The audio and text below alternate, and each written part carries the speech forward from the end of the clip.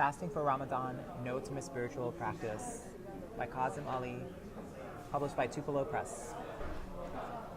Day 10. Twice recently in the evening after eating, people have remarked on my physical condition, saying I looked tired or frail.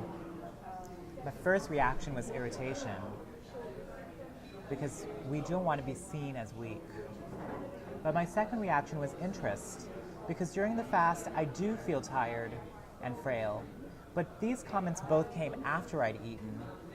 The second time I was told that I looked tired, I was feeling tired, but not because I had been fasting. I was tired because I had been eating. The sunlight is lying across the road outside in a vertical stripe. The leaves of the big flowering dogwood, the one that the previous owners planted to commemorate Martin Luther King Jr., are bit by bit turning red. Bodies and trees change, but roads do as well. Last year when we were looking for houses, we went to see an 1860s era farmhouse on the edge of town. The owner was taking us into the backyard behind the barn, and there were these big slabs of flat stone making a path on the property. That used to be College Street, she said, gesturing to them. The previous owner bought the stones and brought them here when they repaved the road for cars.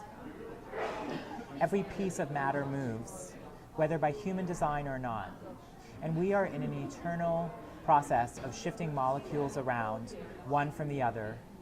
Streets shed their skins, humans do as well.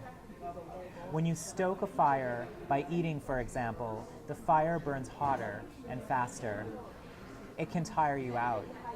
And fasting isn't about denial anyhow, nor about severing a connection between mind and spirit. The experience of fasting is really the opposite. It's playing with that boundary, exploring the relationship with an individual mind, the spiritual substance of the body, and the material incarnate locus of that awareness. One fasts in order to know the outlines and limits of that material spiritual connection. After all, if everything is moving at different speeds, the farther away from the individual body you get, then perhaps somewhere inside, a deep somewhere, there is a place that's barely moving at all. It's the first day of classes. Today I will meet my new students.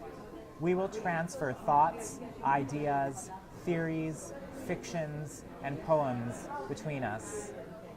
At the end of each semester, I always tell my classes, this might be the last time in our lifetimes that we are all together in one room at the same time talking about literature. I'm probably right about that, but someone always gasps in horror. And that someone is also probably right. Why mark the signs of impermanence and intransience?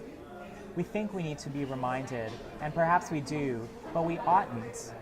We need only look down at our own hands, feel our bodies under our palms. All bodies are frail.